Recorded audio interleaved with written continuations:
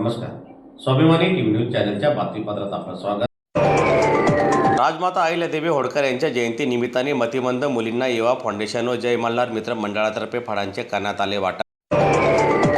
राजमाता अहिल्यादेवी होळकर यांच्या जयंतीनिमित्त जय मल्हार मित्र मंडळ व युवा फाउंडेशनच्या वतीने शहरातील मतिमंद मुलींच्या बालगृहात फळांचे वाटप करण्यात आले.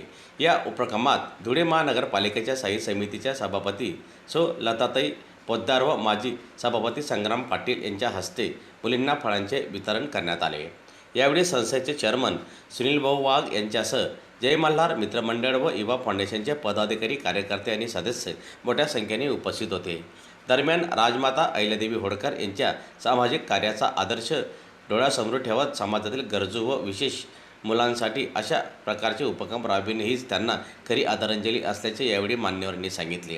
कार्यक्रमात बालगृहातील मुलींशी संवाद साधून त्यांना शुभेच्छा देण्यात आल्या. उपक्रमाबद्दल बालगृह प्रशासनाने आयोजकांचे आभार मानले. दरम्यान आजच्या या कार्यक्रमासाठी जय मल्हार मित्रमंडळ व युवा फाउंडेशनचे पदाधिकारी मोठ्या संख्येने उपस्थित होते. अहिल्यादेवी माता यांची आज 321 जयंती साजरी करताना आणि संपन्न करताना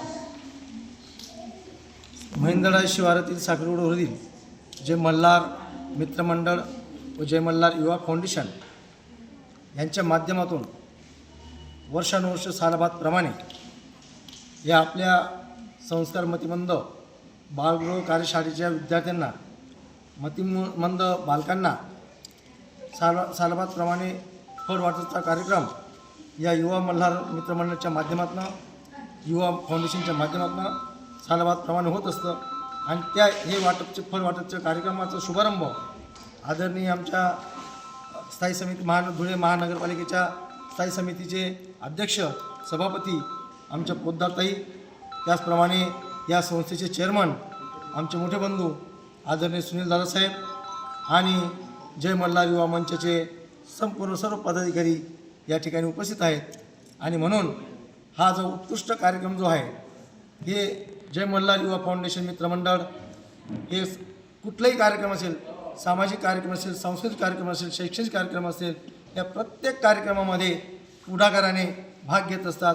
आज देखील त्यांनी धुळे शहरामध्ये साखर रोडवर एक मोठा महान कीर्तनकारांचा कार्यक्रम त्यांनी आयोजित केलेला आहे. जो कार्यक्रम आज म्हणजे धुळे शहरामध्ये या 5 ते 10 वर्षामध्ये कधी झालेला नाही, एवढा मोठा कार्यक्रम त्यांनी घेण्याचा मानस ठेवलेला आहे. आणि त्या दृष्टिकोनातून त्यांनी सर्व समाज बांधवांच्या माध्यमातून आणि सर्व समाज बांधवांना सोबत घेऊन सर्व परिसरातील आणि आजूबाजूच्या गावातील लोकांना त्यांनी आव्हान केलेलं आहे. आणि त्या माध्यमातून त्यांनी मोठा कार्यक्रम आयोजित केलेला आहे. आणि हा कार्यक्रम आज पुण्यश्लोक अहिल्यादेवी यांना त्यांची 321 जयंती साजरी करताना त्यांना समर्पित भावनेने त्यांनी आजचा हा कीर्तनाचा कार्यक्रम ठेवलेला आहे. त्यामुळे मी असे आव्हान करतो, तर या कार्यक्रमाला देखील जास्तीत जास्त लोकांनी जास्तीत जास्त संख्येने मोठ्या कार्यक्रम उपस्थित राहावे असे आव्हान मी करतो.